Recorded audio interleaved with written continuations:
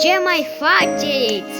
Astăzi sunt cu prietenul meu și... Salutare tuturor! Da, el acum este lângă mine și da... Hai să vedem ce avem în bază. El are breiroți, dar are breiroți pe contul ăsta, uitați, are... Ei,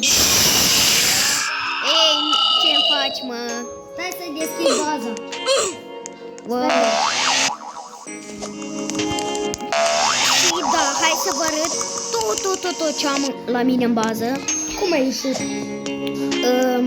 Uitați, asta este la mine Stai în bă bază. să mă știți. Asta este, asta mi-a picat din Lucky Block. Eu m-am jucat, eu m-am jucat și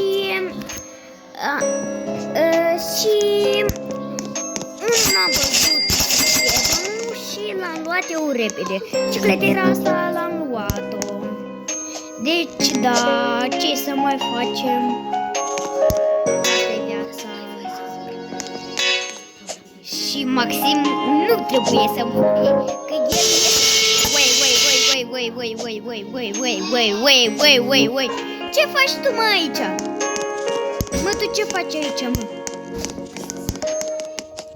Mă, tu ce faci aici? Vrei să mă Deci, da, cam asta a fost video. Vă vedem. Pa, pa! Stai bă să mai